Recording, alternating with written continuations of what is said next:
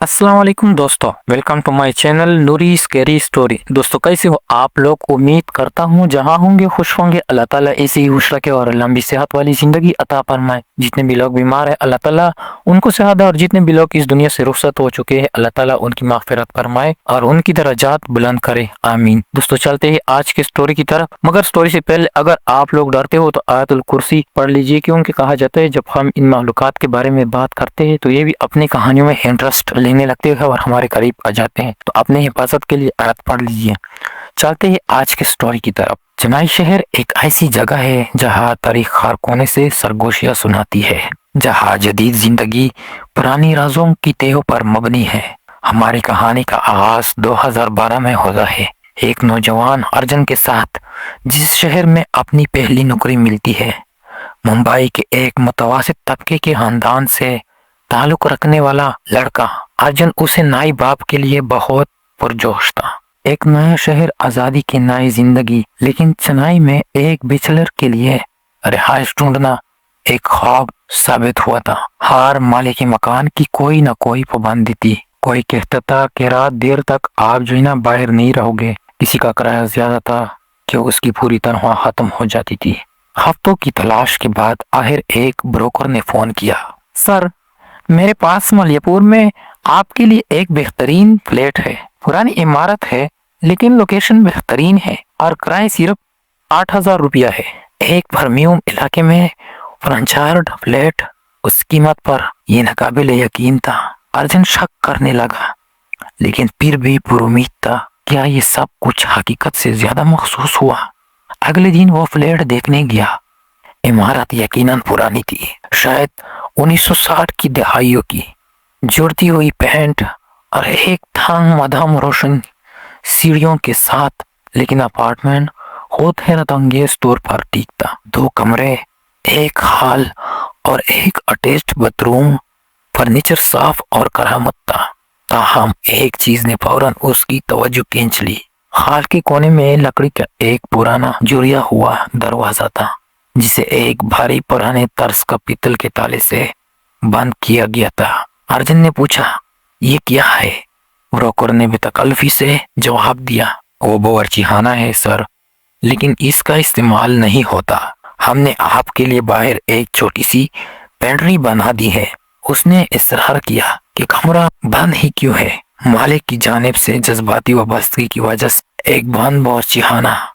अर्जुन को बेचैनी महसूस हुई, लेकिन काम कराया इतना पुरकशिश था कि उसे टुकराना मुश्किल था। उसने अगले हफ्ते वहां रहना शुरू कर दिया। पहले कुछ दिन मामूल की तरह दफ्तर जाना, घर आना, छुट्टी से पेंट्री में खाना पकाना, सोना। लेकिन आहिस्ता आहिस्ता अर्जुन ने चीजों पर गौर करना शुरू किया। रात के सन्नाटे में जब सारी इमारत खामोशी में डूब जाती, बंद दरवाजे के पीछे से हल्की आवाजें आती। उसने पहले तो उन्हें चूहे या पुरानी पाइपलाइन का शोर समझा, लेकिन ये आवाजें मुख्तलिफ थी। एक हल्की सी रगड़ की आवाज, जैसे कोई बर्तन पत्थर के फर्श पर आहिस्ता से खींचा जा रहा हो। इमारत के चौकीदार ने उसे मामूली बात समझते हुए कहा, पुरानी इमारतें अपनी आवाजें रखती है सर। 1 महीना गुजर गया। अर्जुन को ज्यादा आरामदेह महसूस होने लगा, लेकिन इस बंद कमरे के बारे में उसकी तजस्सुस में और इजाफा हुआ। हर बार जब वह दरवाजे के पास से गुजरता, उसे दूसरी तरफ से देखे जाने का वाज़ेह एहसास होता।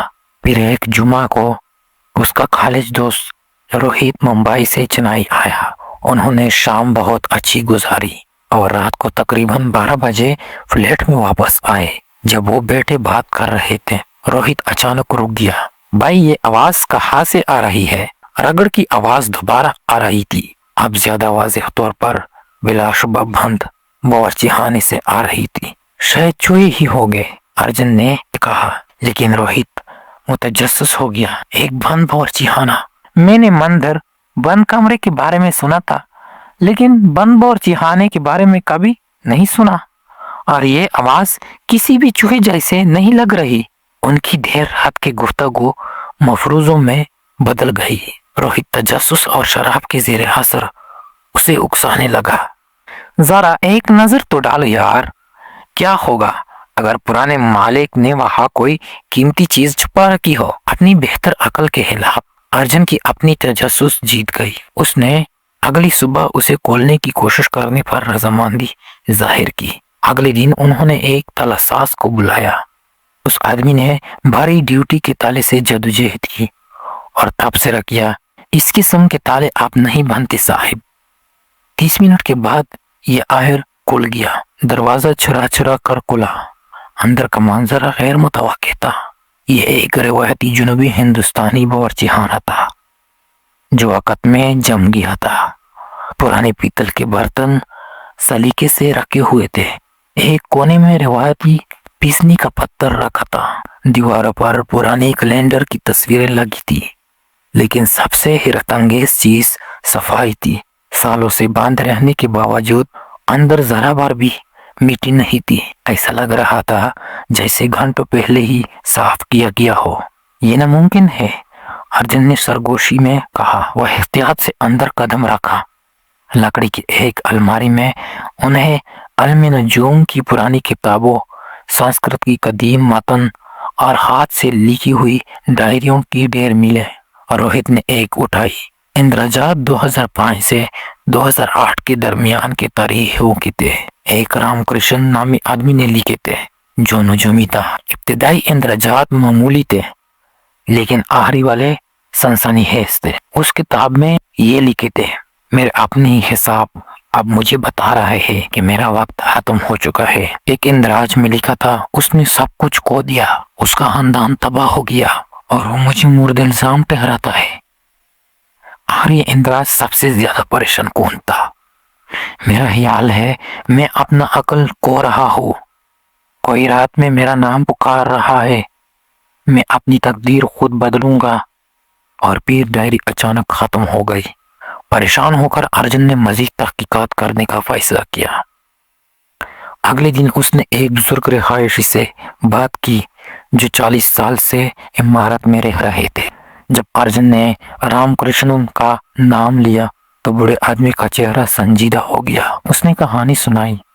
रामकृष्णन एक नामवर नजूमी था, लेकिन एक अमीर ताजिर के लिए उसकी एक पेशनगोई गलत साबित हुई। उसने एक बड़ी सरमायाकारी का मशवरा दिया, पैदे की यकीन दहानी कराई। ताजिर ने सब कुछ लगा दिया। डील नाकाम हो गई और वो माली तौर पर तबाह हो गया। उस आदमी ने खुदकुशी कर ली। बरादरी ने रामकृष्णन के खिलाफ हो गए। एहसास जुर्म और दबाव में गिर कर वो आहिस्ता आहिस्ता तन्हाई का शिकार हो गया। इसी बावर्चीखाने में खुद को बंद कर लिया और मायूसी के साथ ये जानने की कोशिश करता रहा कि इसके हिसाब में कहाँ गलती हुई। फिर 2008 में बूढ़े आदमी ने अपनी आवाज को आहिस्ता करते हुए कहा, उसे इसी बावर्चीखाने में पाया गया। उसने फांसी लगा ली थी। पुलिस ने कहा कि इसने दीवारों पर अजीब अलामत और मंत्र बनाए हुए थे। उसके बाद इस फ्लैट में कोई ज्यादा देर नहीं ठहरता था। मालिक ने आखिरकार बावर्चीखाने को मुस्तकिल तौर पर बंद करवा दिया और सस्ते दामों पर किराए पर दे दिया। अर्जुन घर वापस आया। उसका दिमाग चकरा रहा था। इस रात तकरीबन 2 बजे एक आवाज ने उसे जगा दिया। रगड़ की आवाज वापस आ गई थी। उसने हिम्मत जमा की और अपने बेडरूम से बाहर झांका। लिविंग रूम मामूल के मुताबिक था, लेकिन बंद बावर्चीखाने के दरवाजे के नीचे से एक मध्यम धीमी रोशनी आ रही थी। अर्जुन ने अपने आप से कहा, ये क्या है? वहां तो बिजली का कनेक्शन ही नहीं था। खराशे लगाने की आवाजें जारी थी, बेचैन जैसे कोई तेजी से हिसाब किताब लिख रहा हो।